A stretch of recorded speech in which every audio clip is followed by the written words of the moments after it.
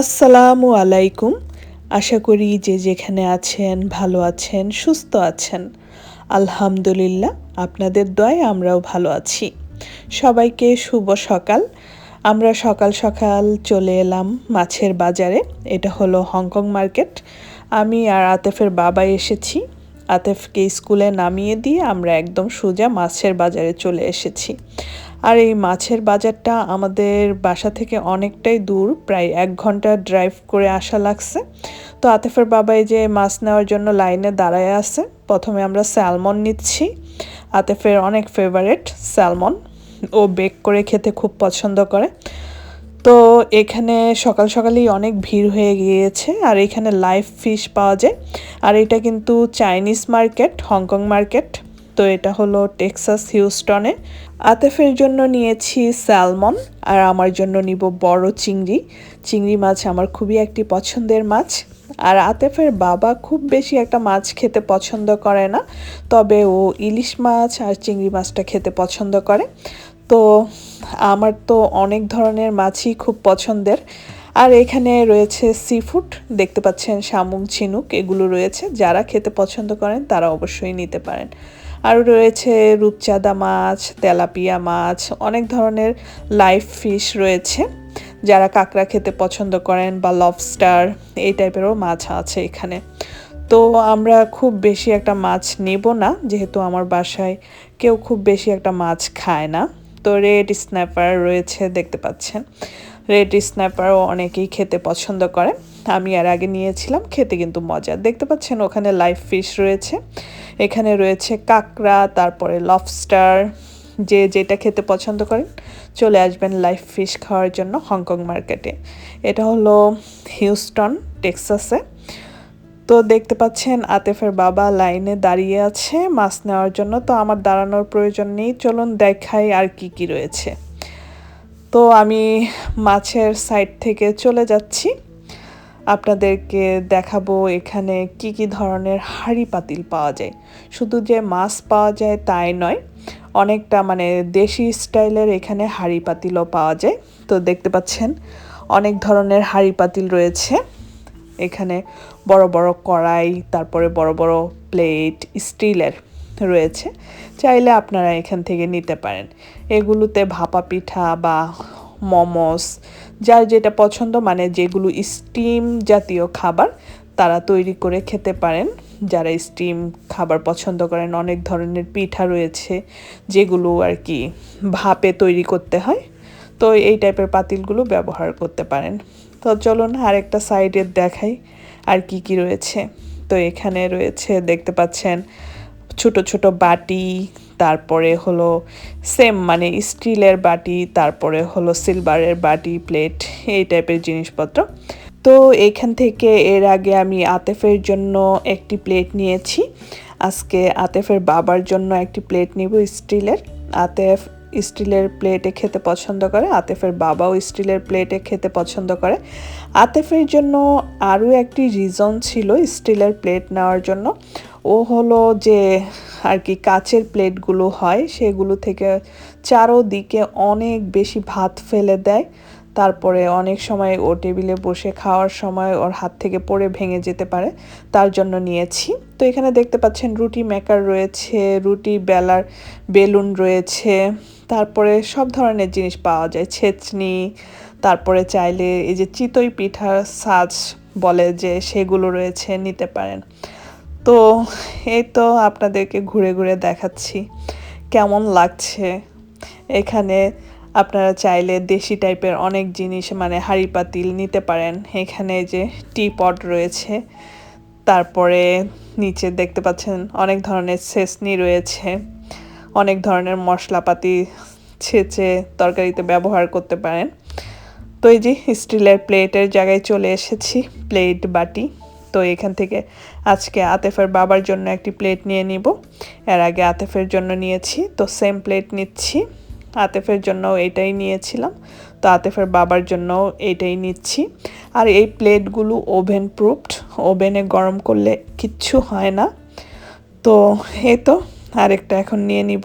তো এই তো এখানে অনেক ধরনের প্লেট রয়েছে, চাইলে একটু ছোট নিতে পারেন, চাইলে একটু বড় নিতে পারেন, বা চাইলে একটু ছড়ানো বা একটু ডিপ টাইপের প্লেট নিতে পারেন। এই যে আমি নিচ্ছি আতেফের বাবার জন্য সেম প্লেট।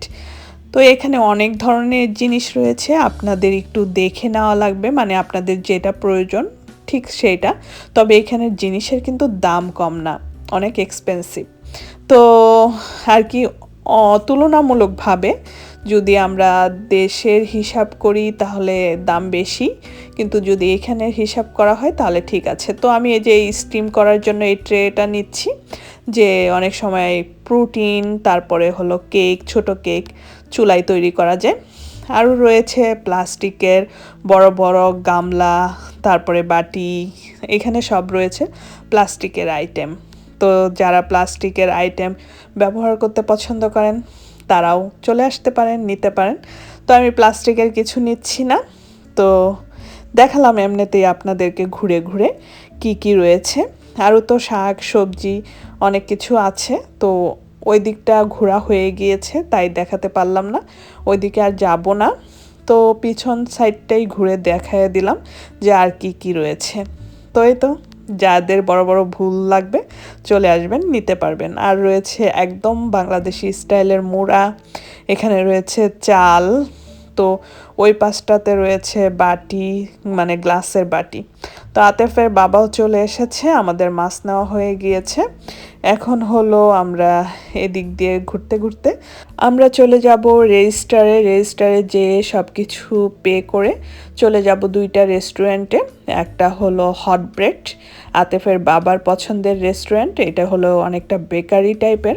আতেফের বাবা আবার ওইখানকার পাফ পেস্ট্রি পাওয়া যায়, চিকেন, তারপরে হলো গুড, এগুলো খেতে খুব পছন্দ করে। কেকও পাওয়া যায়। তো দেখতে পাচ্ছেন বালতি আছে, আমি আতেফের বাবাকে বলছি একটা বালতি নিয়ে নাও, ও বলে বালতির তো প্রয়োজন নেই, তুমি বালতি দিয়ে কি করবা। তো এই তো আমি এই বালতি আর হলো প্লেট নিয়ে দাঁড়িয়ে আছি যে এই দুইটা নিব। আতেফের বাবা বলছে বালতি দিয়ে কি করবা, আমি বলছি তোমাকে বালতির ভিতরে বসিয়ে গোসল করাবো। তো এগুলো বললে হাসছিলাম।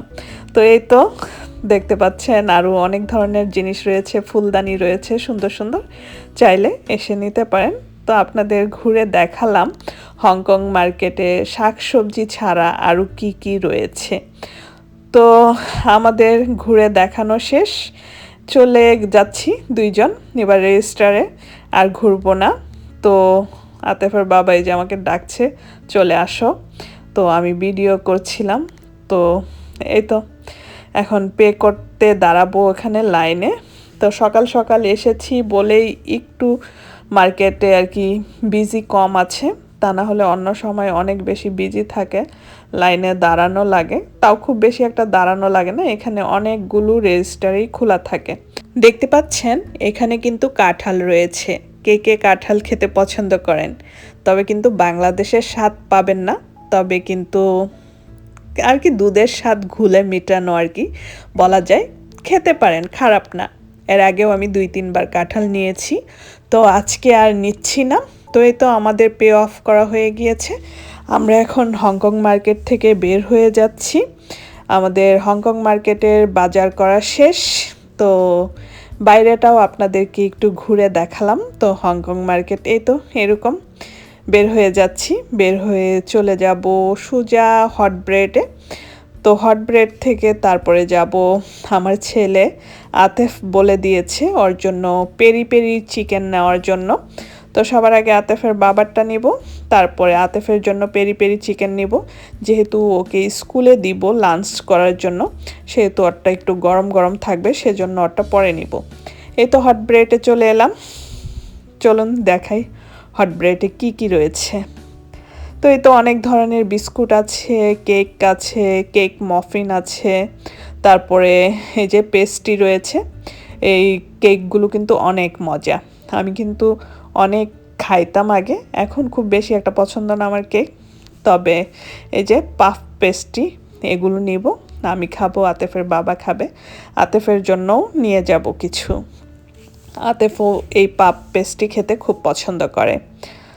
তো এই তো আমরা নিলাম, এখন হলো একটা ড্রিঙ্কস নিব, ড্রিঙ্কস নেওয়ার পরে বের হয়ে যাব। আতেফের বাবা এখন জিজ্ঞেস করছে তুমি স্যান্ডউইচ খাবা কিনা, আমি বললাম না। তো সকাল সকাল বেশি কিছু খেতে মন চায় না। তো অনেক ধরনের বার্থডে কেকও কিন্তু এখানে করে থাকে, আপনারা চাইলে অর্ডার দিয়ে বার্থডে কেক করতে পারবেন। কেকের টেস্ট কিন্তু একদম বাংলাদেশের মতো বলা যায়, অনেকটা মানে দেশি টেস্ট পাবেন এখানকার কেক যদি খান, এতটুকু বলতে পারি।